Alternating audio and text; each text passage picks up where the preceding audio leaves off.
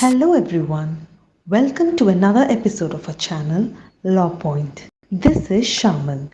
The ultimate objective of resolving family disputes is to maintain peace and harmony in the family. Earlier, family disputes were resolved by the elders of the family who acted as conciliators or mediators. However, today, family courts deal with the same. We have our Supreme Court of India's advocate on record, Mrs. Praseena Elizabeth Joseph, to explain the proceedings of family courts in resolving family disputes. So, let's watch. Since matrimonial disputes are rife with tension and emotional distress, civil courts were not able to do justice in terms of listening patiently to everything that both parties had to say.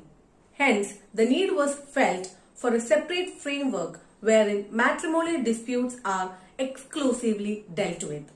This resulted in the passing of Family Courts Act of 1984, which led to the formation of family courts to exclusively deal with matrimonial issues such as validity of marriage, divorce proceedings, setting maintenance claims, custody of children, etc.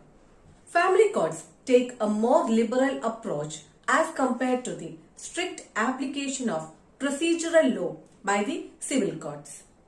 The district family court that can be approached by either of the parties in terms of jurisdiction are as follows. The family court within whose local jurisdiction the marriage was solemnized.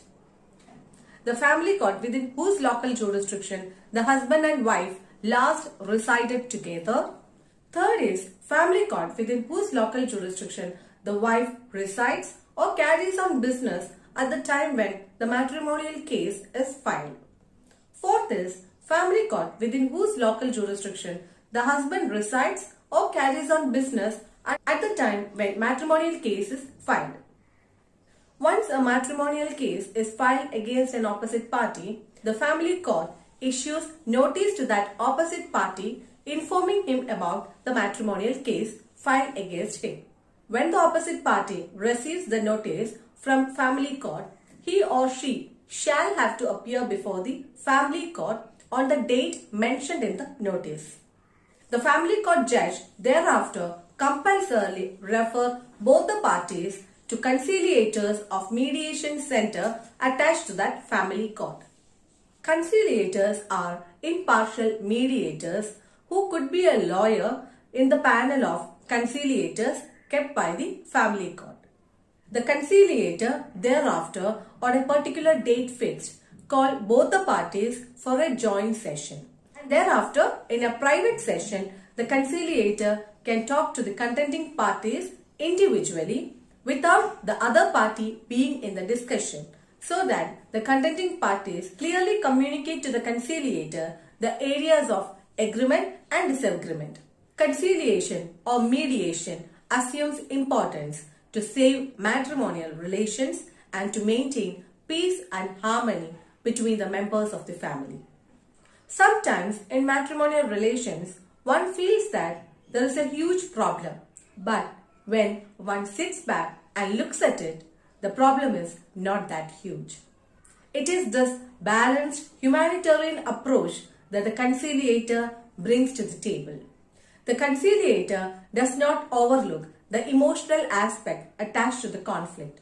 Rather, he or she discovers solution to the dispute, causing no damage at all or minimum damage possible to the parties, and successfully lead the parties to an amicable, acceptable solution. Generally, when parties approach the civil court, there is always a win-lose situation for both the parties. But when it comes to mediation, there is usually win-win situation for both the parties, resulting in a faster solution, thereby saving time and money. When the parties arrive at a settlement, the conciliator sends a report to the court informing about the settlement between the parties. Thereafter, the family court disposes of the matrimonial case based on the compromise arrived between the parties. In case the matrimonial case is not settled at the mediation center, the conciliator informed the court that the conciliation was not successful. Thereafter, the matrimonial case is referred back to the court. Once the case is referred back to the court, instead of mediator or the conciliator, the presiding judge of the family court tried to mediate between the parties for an amicable settlement to save the marriage. Even after this attempt, if the judge is not able to make the parties arrive at a settlement, then the court proceedings will continue, wherein the judge directs the opposite side to file their reply to the matrimonial case. After filing of reply, the court proceeds to take evidence in the matter, followed by oral arguments of both the parties. After hearing both sides, the court passes a recent order disposing of the case. It is important to note herein that even if the mediation or the conciliation was not successful before the mediator or the conciliator or before the family court judge, then also at any stage of the case, if the family court is of the opinion that there is reasonable possibility of arriving at a settlement between the parties, family court postponed the proceedings of that matrimonial case to a later date to enable the parties to arrive at a settlement. In a series of judgments, the Honorable Supreme Court held that mediation or conciliation is a must before divorce. It is important to note herein that if the matrimonial case is disposed of based on compromise between the parties, then there is no scope of appeal, except where the compromise was out of fraud or by force or by misrepresentation. And in other cases where the matrimonial case is disposed of by the family court on merits, then the party who is unhappy with that judgment can file an appeal before the concerned High Court. Thank you. Thank you for watching and stay tuned.